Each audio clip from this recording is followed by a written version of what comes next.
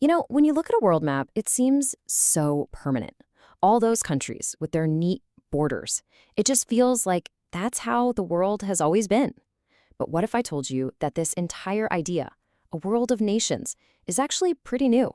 And the story of how it happened is filled with revolution, war, and the incredible power of a single radical idea.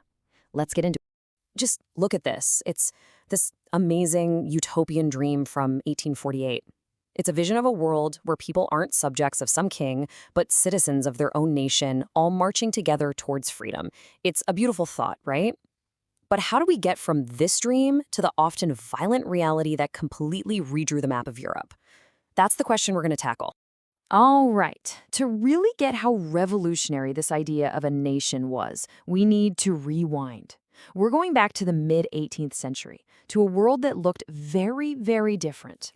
Okay, so this map here, it doesn't show countries the way we think of them today. It shows empires.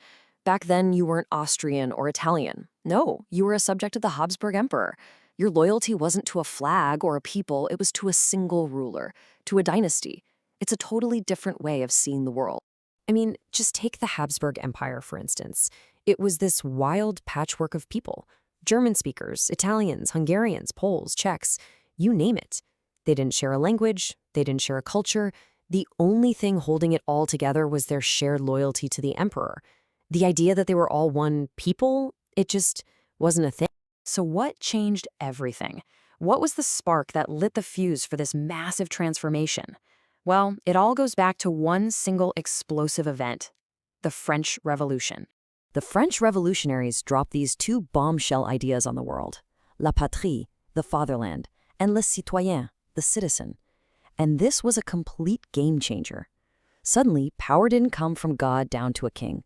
No, power came from the people. And those people, as a united community of equal citizens, were the nation. And they didn't just talk about it, they put it into action. They ditched the king's royal flag for the new tricolor. They created one set of laws for everybody, no exceptions for nobles. They even pushed the version of French spoken in Paris to become the common language, trying to stitch all these different regions into one cohesive whole. They were literally building a nation from the ground up. And then Napoleon shows up. Now, you might be thinking, wait, he made himself an emperor? And you're right, but here's the twist. Wherever his armies marched, they took these revolutionary ideas with them. The Napoleonic Code got rid of old feudal systems and declared everyone equal before the law. He was completely unintentionally planting the seeds of nationalism all over Europe. So, as we head into the 19th century, the stage is set for an epic showdown. It's a continent-wide battle between the old world of kings and empires and this powerful, dangerous new idea of the nation. And this quote from the Austrian Chancellor Metternich just says it all. This guy was the ultimate defender of the old way of doing things. He saw these ideas spreading from France, and he knew they were like a sickness that could destroy the monarchies he was trying so hard to protect. And this really lays out the two sides fighting for Europe's soul. You've got the conservatives, like Metternich, who wanted to hit rewind and put kings and churches back in charge. And on the other side, you've got the liberal nationalists, fired up by the revolution, who wanted constitutions, free press, and above all, their own nation-states. To hang on to power, the old regimes cracked down hard. This German cartoon from 1820 just nails it. It shows a thinkers club where everybody's wearing a muzzle. The sign basically asks, how much longer will they even let us think? This is the kind of repression that forced the nationalists to go underground. And in the shadows, these secret societies started popping up all over the place with one goal: revolution. A perfect example of this is the Italian revolutionary Giuseppe Mazzini. He was obsessed with the dream of a single unified Italian republic. In fact, Metternich himself called Mazzini the most dangerous enemy of our social order. And this fight just kept boiling over. You had the Greek War for Independence, then a revolution in France in 1830 that set off sparks everywhere. And then came 1848, the springtime of peoples, this massive tidal wave of liberal, nationalist revolutions that rocked pretty much every empire in Europe. Now, here's the thing. Most of those liberal revolutions in 1848 were crushed. They didn't succeed. But the idea of the nation, it didn't go away. In fact, it was co-opted by the very conservatives who used to be terrified of it. They realized, hey, maybe we can use this nationalism thing for our own benefit. And this is where the story gets really interesting. The unification of Germany wasn't led by idealistic revolutionaries, it was engineered by this guy, Otto von Bismarck, the super conservative chief minister of Prussia. He wasn't interested in speeches and votes.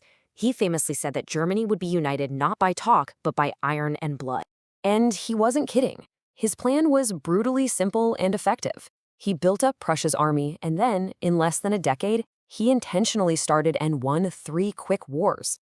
Each victory brought more German states under his control, until finally, in 1871, he was able to declare the creation of a brand new German empire. You see a similar kind of thing happen in Italy. Just look at the difference here. On the left, in 1858, Italy is just a bunch of separate states. But by 1870, on the right, it's become one unified kingdom. And this happened through a mix of clever politics by a statesman named Cavour and the military campaigns of the famous revolutionary Garibaldi. I love this cartoon. It just sums up the whole kind of weird situation perfectly. You've got Garibaldi, the fiery revolutionary, helping the king, Victor Emmanuel, pull on this boot that's shaped like Italy. It was this strange team-up between the monarchy and the revolutionaries, but somehow it actually worked. Okay, so we've seen how these nations were forged, through ideas, revolutions, and wars.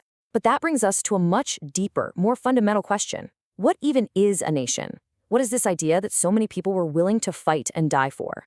It's a tricky concept, it's abstract. So one way they tried to make it feel real was by giving it a face.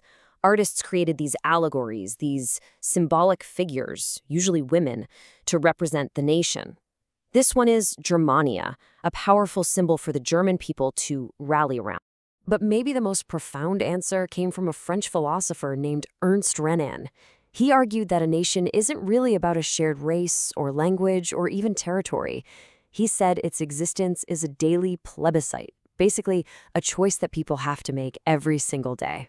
So for Renan, a nation is a spiritual thing. It's built on a shared history, on all the struggles and achievements of the past.